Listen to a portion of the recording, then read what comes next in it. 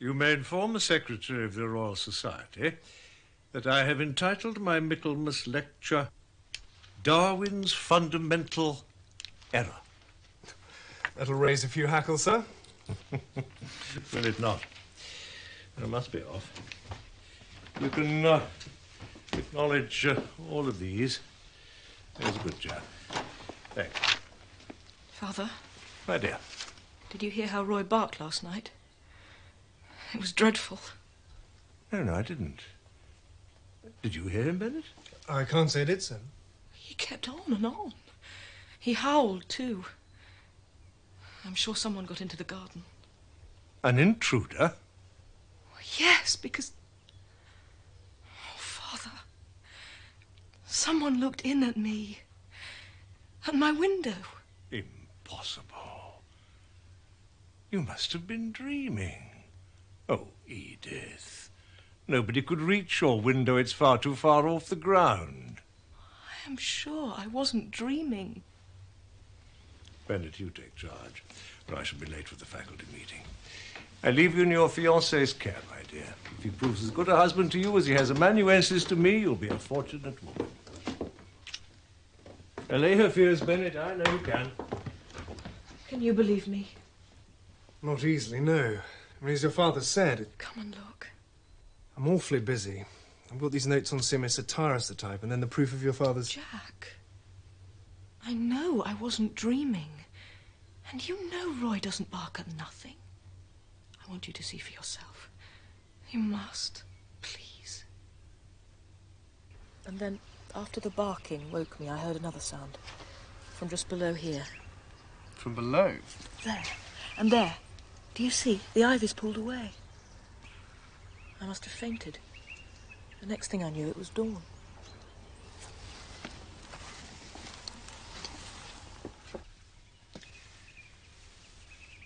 You're quite certain you didn't dream this, Edith? Quite. Jack, I insist you believe me. Very well. And that you inform Sherlock Holmes of the facts. Oh, darling. Or I shall reconsider our engagement. But why? I could not give my hand to a man who doubts my word.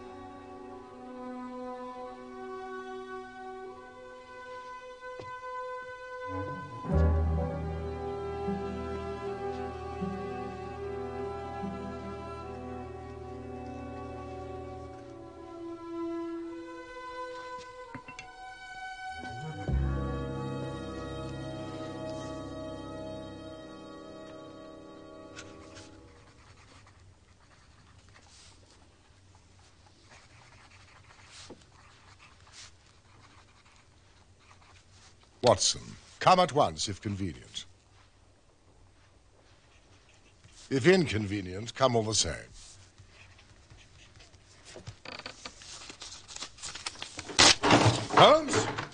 I got your note, and it is inconvenient. Damned inconvenient. Your old wound is troubling you. No. I prefer to differ. Your step was uneven on the stairs. I have a full surgery, Holmes. You must excuse a certain abstraction of mind, Watson. I see. It's a tangled scheme. I've been looking for a loose end which might unravel it. One such might reside in the question, does Professor Presbury's daughter wake or dream? I'm summoned here for no more than this. You've heard of Presbury? Of course, who hasn't? He's our most distinguished natural scientist. She's a widower with one daughter. She insists someone appeared at her window last night. Miss Presbury's bedroom is on the second floor and is completely inaccessible to even the most agile cat burglar. Read this. Arrived by the 1 o'clock post. Ah. The author already arrives, ahead of his time. A most precipitate young man. Mr. Bennett, my friend and colleague, Dr. Watson. How do you do? Mr. Bennett? Please sit down. No, forgive me. Mr. Holmes, I fear I've made a grave error of judgment. I should not have been in touch with you at all. I've wasted your time entirely. You discovered a rational reason for Miss Presbury's fears. No, I can't say that. Well, it's a delicate matter, but I must beg you to proceed no further. I can, of course, recompense you. Mr. Bennett, your letter was less than frank, was it not? I set out the facts. Not all, I suspect. Probably out of loyalty to your fiancée, Miss Presbury. You're aware of that? As I am of your employer's engagement to Miss Alice Morphy, the daughter of the famous comparative anatomist. She resides next door to the Presburys, does she not? How do you know of the engagement? The Times. July the 1st, September the 5th, respectively. Mr. Holmes' memory is of a photographical order. Quite so. Oh, dear. Mr. Bennett, I do appreciate your predicament. As a scientist and a rationalist yourself, I dare say you're reluctant to accept the evidence insisted upon by Miss Presbury. Further, as a father's trusted assistant, to have recourse to me must smack to you of disloyalty. Exactly. I'm part of the family, except that Edith... And Miss Presbury, she was so upset that she... Mr. Bennett, who would you prefer to alienate? Your prospective wife or her celebrated father? You give me a choice of evils. Neither. Then furnish me with the facts, and I will see how I can help you. You may rely on the discretion of both of us. Well? Would you, for example, describe Miss Presbury as an impressionable or fanciful girl? No, quite the reverse. Miss Alice Morphy. Perhaps Professor Presbury's engagement to her came to you as something of a surprise. He is, after all, 3 times her age. And this velour? I prefer that one, with the osprey feathers. Could you ask him, do you think? Father's extremely proud of his orchids. I hate them. They're so... Oh, I don't know, so impure somehow. Do please ask him not to send them any more. There's a sweet friend, Edith, please. Can you not ask him? I couldn't. I daren't. I'm such a coward. Well... Oh, please. You've got so much more character than me. You're as strong as he. But Alice, if you dare not ask this of my father, how will you ever manage those deeper conflicts that occur even in the happiest of marriages? Oh, I don't know. I'm so frightened. Of marrying my father? I wish... No, please don't ask. Let's not speak of it. What do you think of this one? Well, neither Miss Presbury nor I consider her father's infatuation with Miss Morphy to be entirely appropriate. Rather excessive. And her parents had no objections to the marriage? The professor is a respectable widower. And a wealthy man.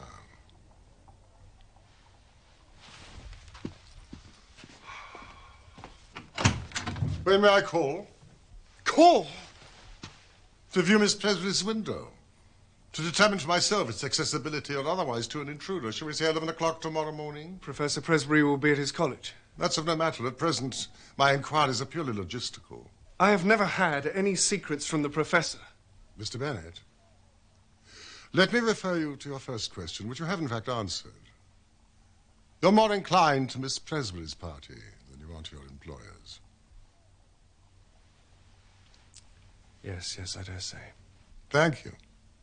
Good day. Good day.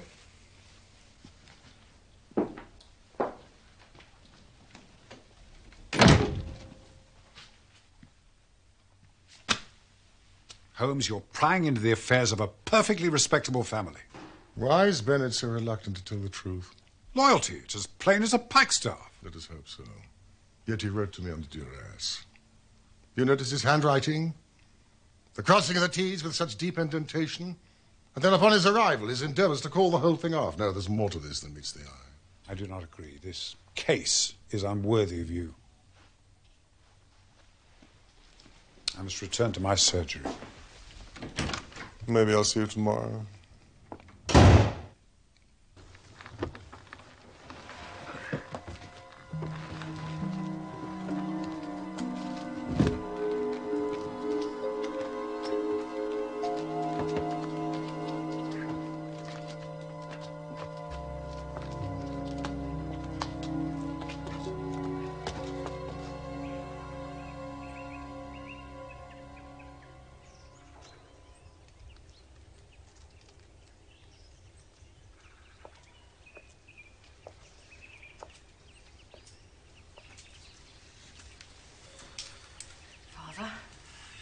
My dear, I trust you slept better. Oh, yes. Last night I removed to the guest bedroom. Oh, no need, surely. It was but an ugly dream. Father, Alice has asked me. Yes? The truth is, she does not care for orchids. She doesn't? Well, why did she not say so?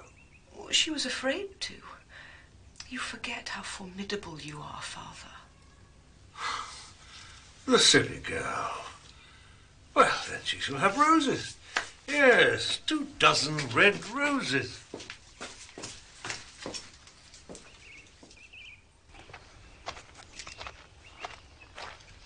Roy was quiet enough last night. Not to rouse him, sir. Docility itself. Marked change, MacPhail. Aye. He's grown accustomed to his shackles. The poor beast.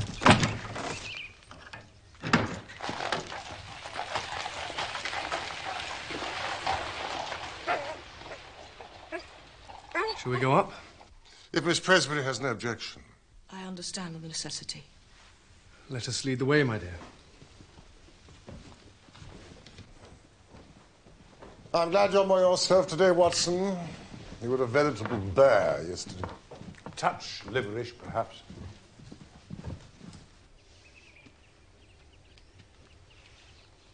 This is where the figure appeared? Yes. There's no ladder on the premises that could reach this height. No. Was the window ajar? Yes. I keep the door locked. Did the hand touch the window pane? I don't know. I fainted. Of course you did, of course you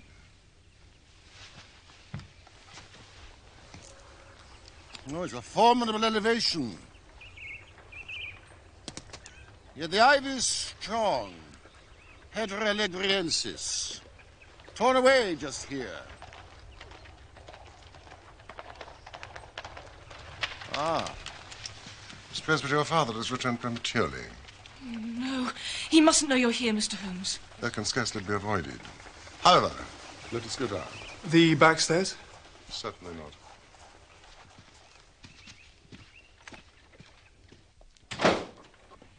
Bennett! What did you do in my lecture? Who the devil are you, sir? Father, I'm sorry. Mr. Sherlock Holmes. Who?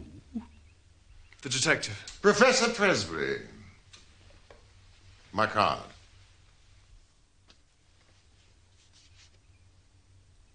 $221B.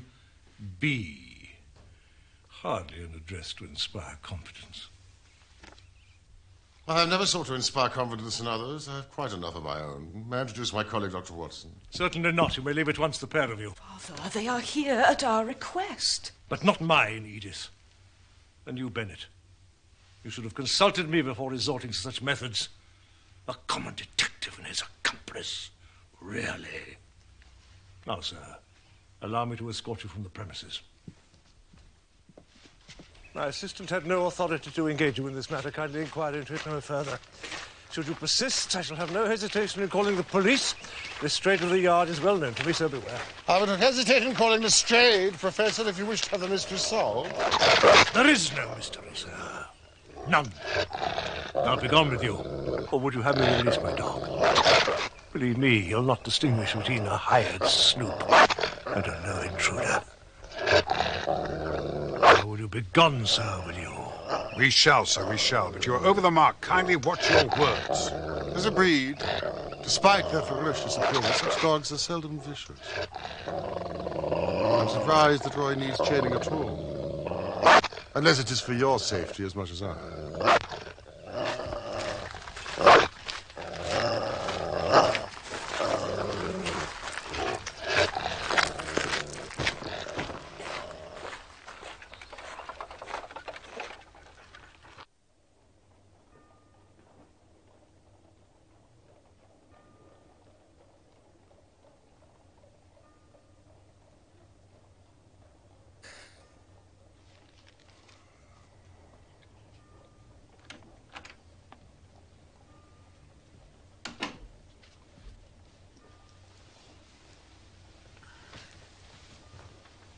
A dog reflects family life, Watson. Does it indeed? Who ever heard of a frisky dog in a gloomy home? Or a sad dog in a happy one? Snarling people have snarling dogs. You observed the Presbytery's Irish wolfhound as well as I? He growled quite as much at his master as it did us, two complete strangers. That animal did not reserve its animosity solely for the Professor. Well, we'll seek verification from young Bennett when he arrives. I sent word by way of Jock MacPhail after our meeting at the Goat and Compasses. Another of your agents, Holmes? The Presbytery's coachman. His charge of Roy. I joined him last night for what he calls a wee Goldie. Now, here's Bennett, precipitate as ever. Come in! Good morning. Mr. Holmes, Dr. Watson, I must apologize for your unfortunate encounter yesterday. But also... There's no need. In fact, it has provided the very first clue to this odd affair. Do sit down. Thank you. Mr. Holmes, I cannot pretend I'm happy to have answered your summons. Of course. And I continue to appreciate the division of your loyalties. It's no small wonder that you have withheld so much.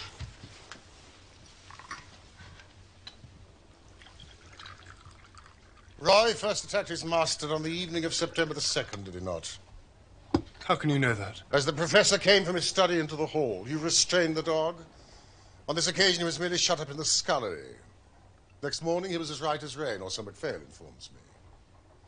MacPhail? Who better than the family coachman to advise me how matters might truly stand? Forgive me, Mr. Holmes, I should have told you myself, but... But you didn't. The second attack occurred 13 days later. Again, the Professor was in the hall. Fortunately, this time he was able to put the study door between himself and the altered animal, was he not? Edith wanted Roy chained from that moment. But her father overruled her. He insisted that he was still a dear, affectionate dog, that he wasn't congenitally vicious. But not after the third attack. No, he did agree then that he had to be restrained. And Roy was banished to the chain in the stable yard. Yes. MacPhail believes that the change in Roy's behavior stems from about 2 months ago. I think it may have. I didn't keep a strict note of it. Consult your fiancé, Bennett, and MacPhail. The precise log of these events may yet prove pertinent. I observed that the Professor lectures at the university at 2 o'clock this afternoon. I shall call then. No! I couldn't possibly agree, no! Bennett, Miss Presbury did not dream. Someone or something looked in upon her. It is my conviction that your fiancé is in grave danger. From whom? No, sir. From whom? Or from what?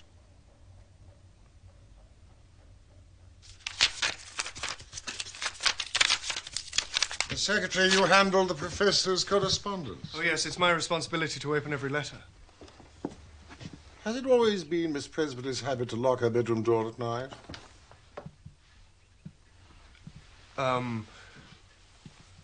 No. Well, she told me that... Yes? It was after Roy began to behave so strangely. That she too became afraid of the dog? Mr. Holmes, you mustn't touch his desk. Bennett! Thank you.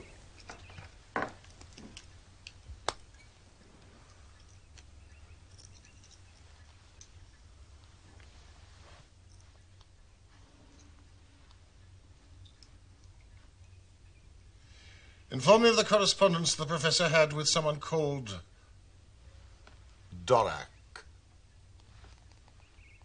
inhabiting Cornmead. Oh, no. Commercial Road, of course, EC. It would appear that the professor answers such correspondence himself. Well, again, Again, you've been reluctant to speak. Yes. Some 8 weeks ago, he told me that certain missives might arrive from East Central marked by a cross under the stamp. The code? And did they? Regularly? Irregularly. I was to leave them unopened and speak of them to no one. You said missive. They were not letters. Well, some were, others were small packets. And did you observe Professor Presbury's replies? No, they didn't pass through my hands. Yet the evidence would suggest that he did respond. To the Hindu, the dog is a traditional enemy of the monkey. What was that, Watson? What? Nothing. Jack? Oh, I wasn't aware. No, I couldn't tell you. You'd already gone out. I see. I've invited Alice to take tea with us. Do not be too severe upon your fiancé, Miss Presbury. He has acted for the best. And please, will you continue to lock your door at night? The prowler who looked in upon you is no ordinary creature. Good day.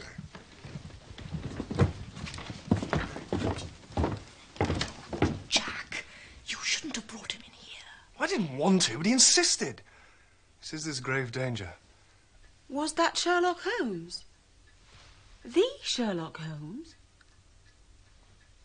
Your observation goes to the very heart of this business, Watson. Observation? Concerning the monkey and the dog, the very heart of it. Oh, you think so? If you'll be so kind as to accompany me to the university, you can drive on to the Commercial Road, inquire after Dorak. That's not an address, Holmes. The commercial road's a mile long from Aldgate East to Limehouse. Then ask a costermonger where Dorak's shop.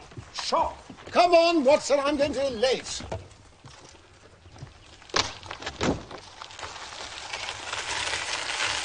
The equatorial rainforests of Africa, Asia, and Southern America are filled with the sound and movement of a multitude of species from the primate family. To conclude, therefore, this physical activity, the swinging amongst branches, the flying leaps from treetop to treetop, and loud, raucous calling, not only defines territorial rights in the forest, for example, for food gathering, where the tender shoots of tree and shrub are particularly prized, but also is frequently, among the males, a ritual display, either to ward off unwelcome intruders or to impress a particular female with the sexual potential of the performer. Thank you, gentlemen.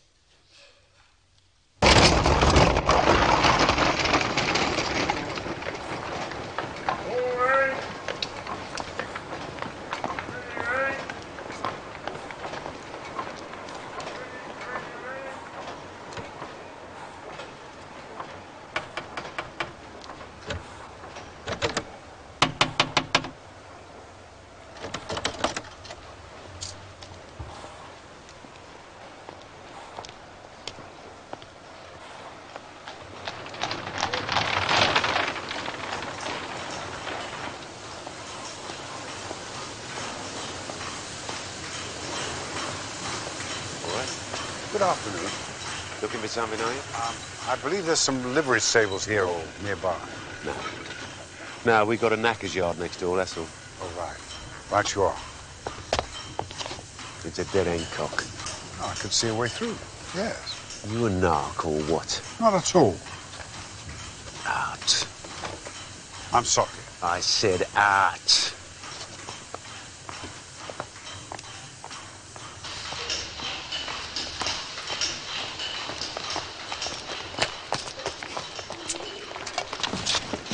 You just can't take it in, can you? I beg your pardon. I said art, and I meant art. No admittance, mate. These are commercial premises. What do you mean by that? I mean it's a shop.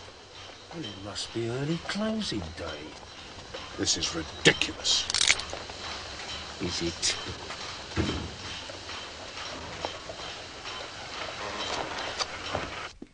My dear Lestrade, I am astonished that you, a man of your standing, should call upon so petty an errand. Professor Pressbury objects most strenuously to your investigations, Mr. Holmes.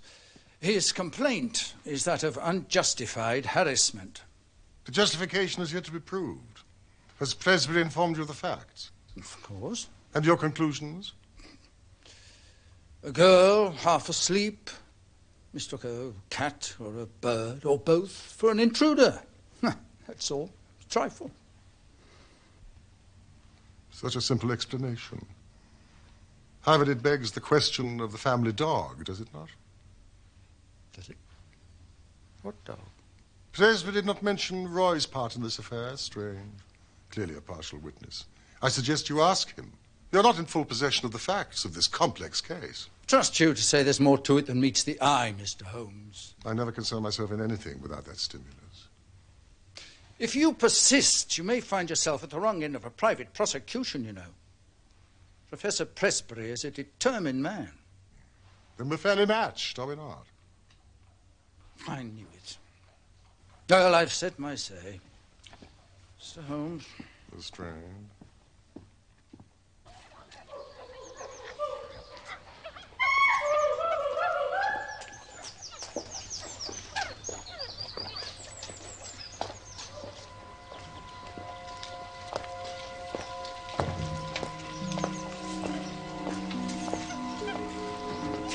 Right, you can do it. Yeah, easier than Maidstone.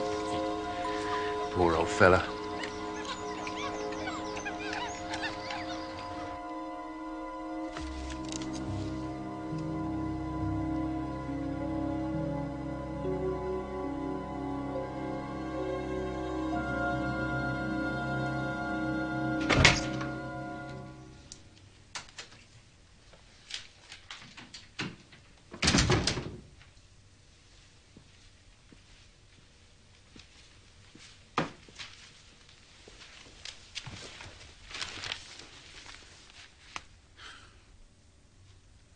$144.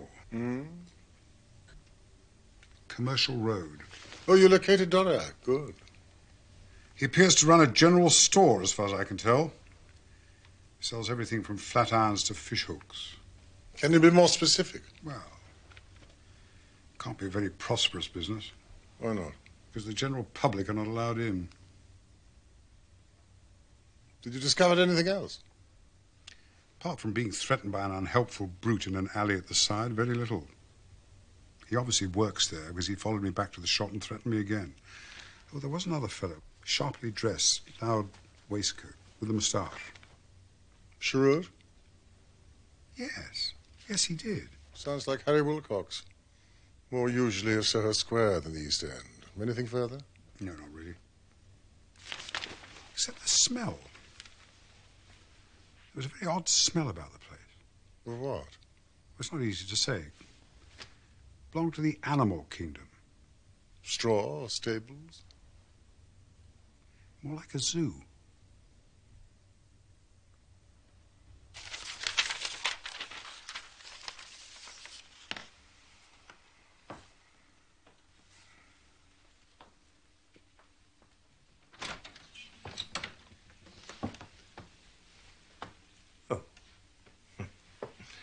You're still up. Yes, sir. I thought I might finish these proofs. Very conscientious of you, but no, you get to bed. I'd rather not, sir. I should like... Get to bed. Go on with you. Yes, sir. Very well.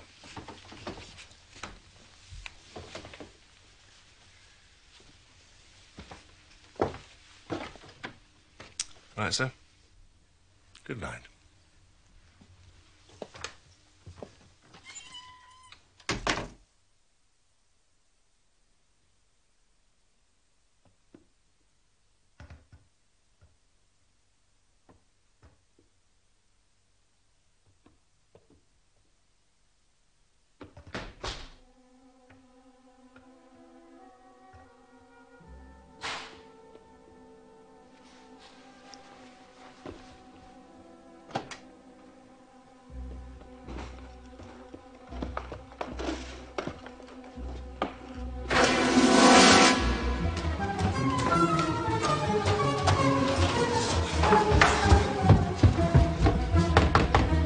Wake up, it's me! Edith! Who is it? It's me, open the door!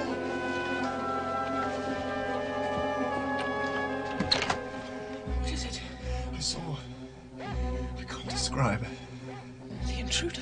We must rouse your father.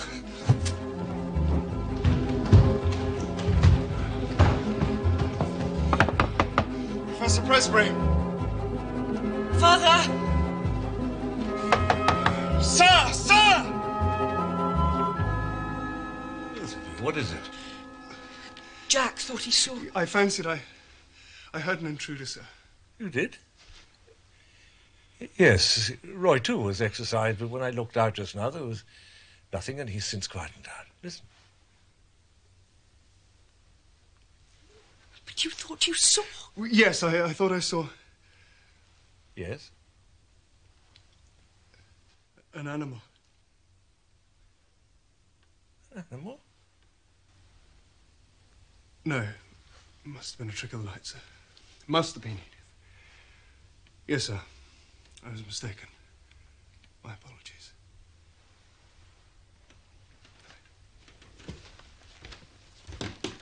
Bennett? Yes, sir. Get some sleep. That's a good chap. Yes, sir.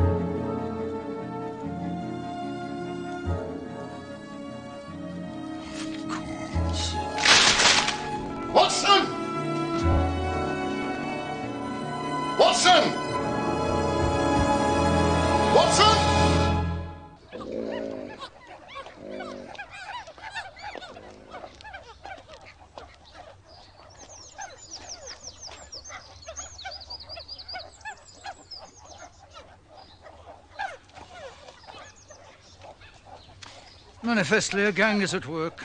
Other zoological gardens have reported similar thefts. Oh, yeah.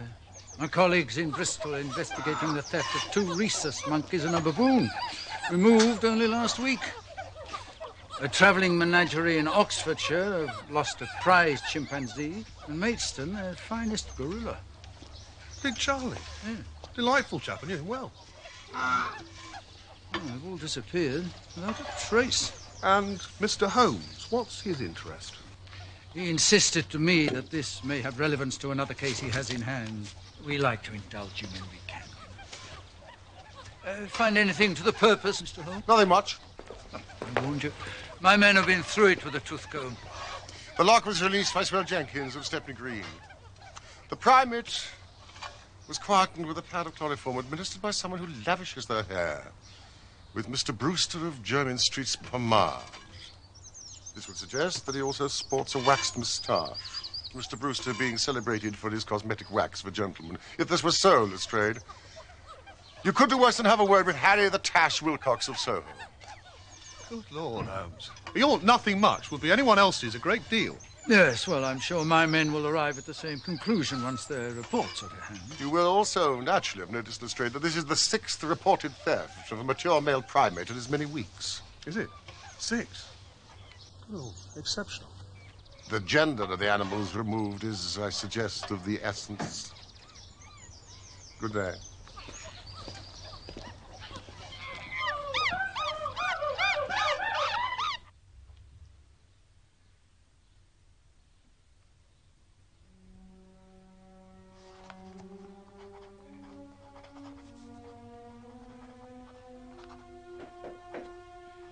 Come in. My dearest Alice. I'm not interrupting your work. No. I wasn't seriously engaged. Just some notes of future inquiry, nothing more. Shall we go through to the drawing room? This is hardly the place to entertain a young lady. No. Oh, dear. My dear child, what is the matter? I ought to have said before. What? There. You must take it back. Oh, but Alice. I can't marry you. I shouldn't have said I would, but I was afraid to say no. Please take it back. Nonsense, this is simply a... No! You must take it. There. I'm sorry. Alice! No! You're old. You're too old.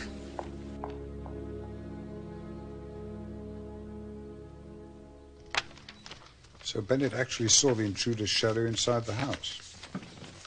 But upon investigation, could find no further trace. You must get close to him by way of the butcher's boy. Are you coming? Where to? Dorac's Emporium. A specialist Parswell Jenkins took such pains to guard against you. Are you game? Delighted. You go armed? Always carry a firearm east of Aldgate, Watson.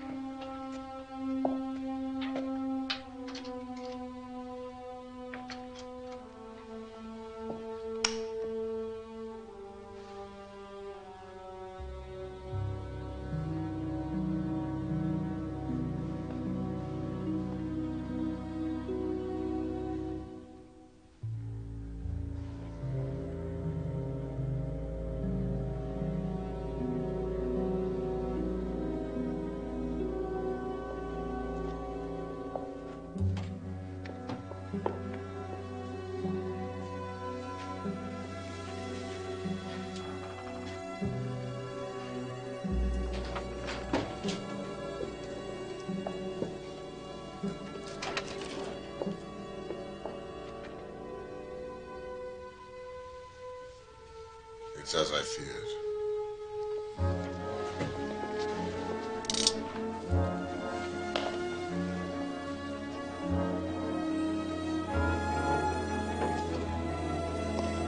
We was reckoning on a visit, Mr. Holmes. Wilcox! And Jenkins.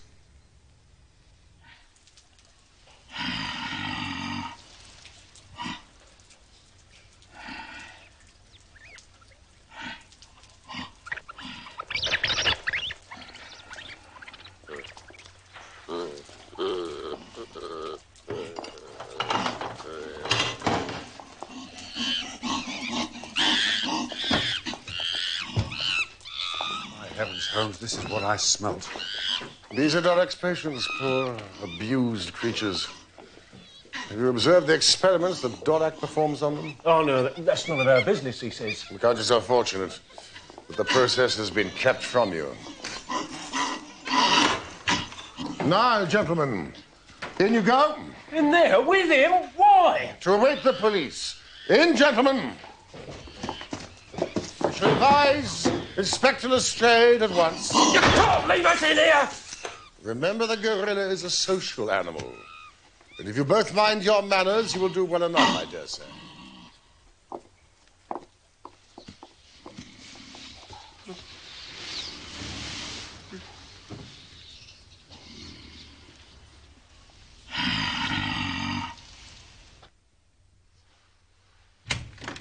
Ah, Mr. Bennett and Miss Presley.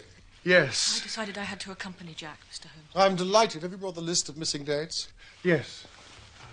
Roy also barked on these nights. Please, never mind that, Mr. Holmes. We have far more urgent matters to impart. Is that so? Miss Morphy has renounced my father. She's returned his ring? Today. Since when he has remained locked in his study. Every time I've knocked, he shouted abuse at me. We fear. The logic of it, Watson. Of this progression, do you see it? Please. The first three occasions are self-evident. We know of those. What happened on the 5th of October? Roy barked all night. And on the 12th, too. There are also days upon which the professor received packages from London East Central. This is the date on which the face appeared at the window 4 nights ago. Yes. And this is where the shadow appeared last night. Of course! The common factor is 2. Always the gap decreases by 2 days. Numbskull, Holmes. And today is the 21st of October. Did? Yes. Package arrived this morning. The crisis is upon us. Last night was but the precursor. Come, we must go at once. Come along. I'll explain on the way.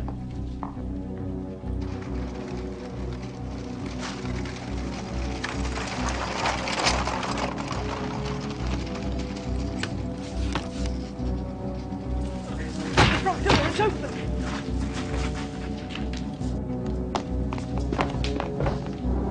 Bennett, examine upstairs. What?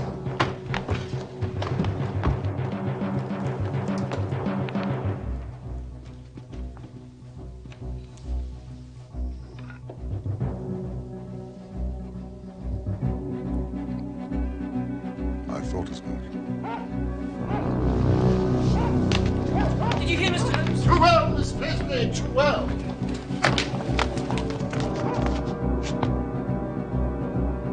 Up there. Look! By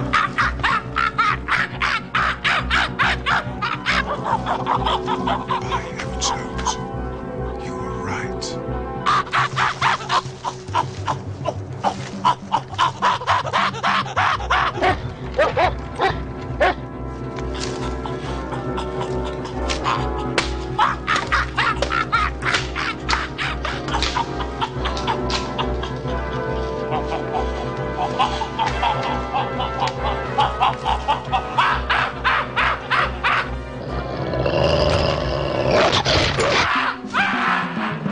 He's heading course to Miss Morphy's house. Bennett, stay here to protect Miss Presley.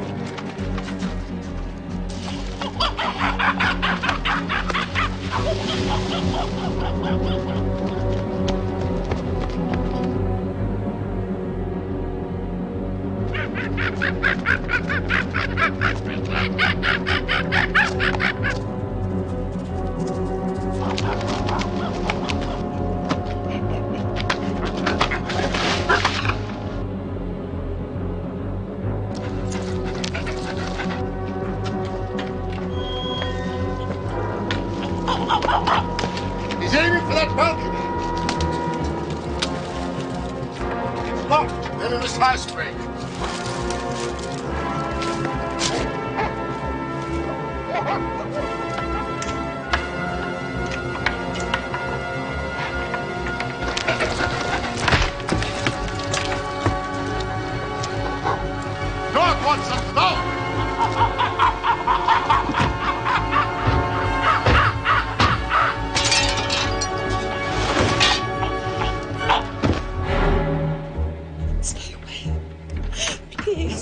Wait.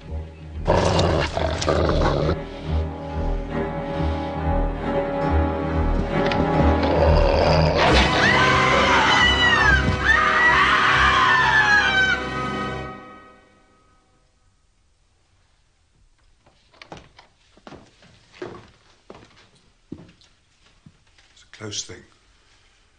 Just missed the carotid artery. Is he all right? He'll live.